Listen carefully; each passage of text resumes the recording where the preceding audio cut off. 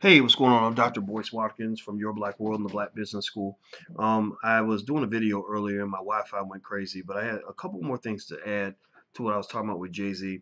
As you know, Jay-Z put out that song, or I guess the album's called 444. I don't know if it's the album or the song, but he has one song where he talks about, do you know why Jewish people own all the property in America?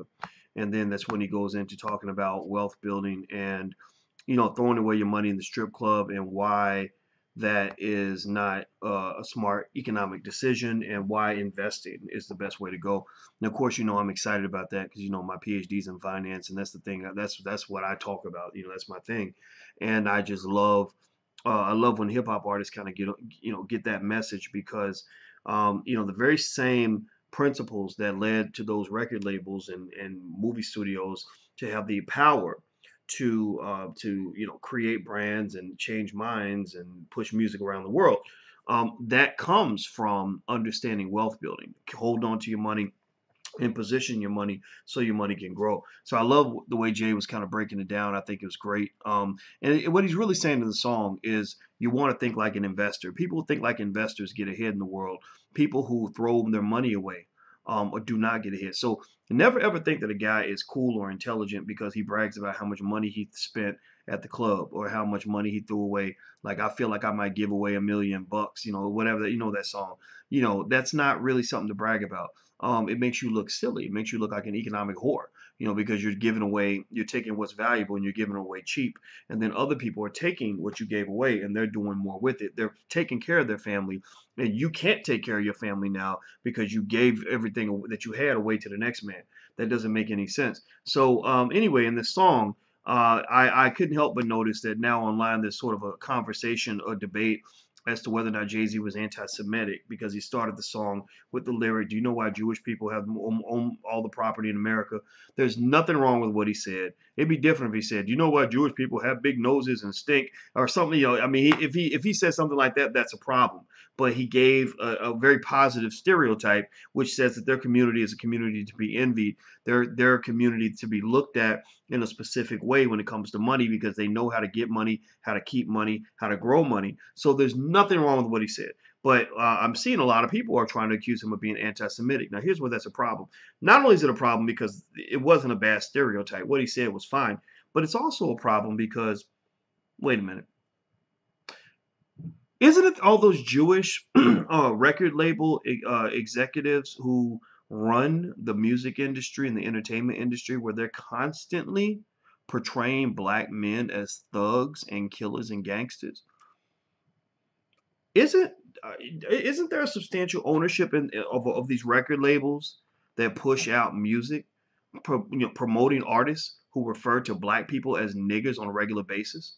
How often do y'all get offended about that? How often? I mean, because it'd be different if you're getting offended about something you can't control, but you could turn the faucet off. If you really had integrity about yourself, then you would say, no, we don't want people to referring to us in a derogatory way. So by God, we'll never support someone from our community doing that to somebody else. But you don't do that. You don't do that. I've never heard the Anti-Defense League take on another Jewish-owned corporation to protect the integrity of black people. Um, aren't you also the ones who own a substantial percentage of the record labels that have consistently promoted black genocide? I mean, you don't think the Biggie Pac whole debacle could have been prevented had record labels intervened and not just looked at the money instead of thinking about the lives of these young black men? The media played a role. The Jews own a lot of the media. They own a substantial percentage of the media. That's not a stereotype. That is a fact. They have tremendous influence on the media. The media is what killed Tupac Shakur. The media is what heightened that beef to the point where we got black men getting their heads blown off because y'all trying to sell records, y'all trying to make a dollar. So don't start that fight. Do not start that fight because you're going to lose that one. You will lose the battle of integrity because what Jay-Z said in that song doesn't come anywhere near the tremendous amount of damage and destruction and the number of atrocities that have occurred in the black community because you made money selling poison at our expense. So this is not anti-Jewish. This is just pro-truth. And that's it. That's all I got to say about that. I'm about to get out of here. If you want a free e-copy of my book, It Takes a Village to Raise the Bar, go to drboycewatkins.net. That's drboycewatkins.net. Don't forget also the All Black National Convention takes place September 29th through October 1st in Louisville, Kentucky at Simmons College of Kentucky, the 107th HBCU in America. I hope that you'll go out there and be a part of it. It's going to be amazing. You can buy your tickets at allblacknationalconvention.com. That's allblacknationalconvention.com. I got to go, guys. Talk to you soon. Congratulations, Jay-Z. You did a great job, brother. I mean, just so y'all know, I've critiqued Jay-Z heavily in the past. But you got to give credit where it's due.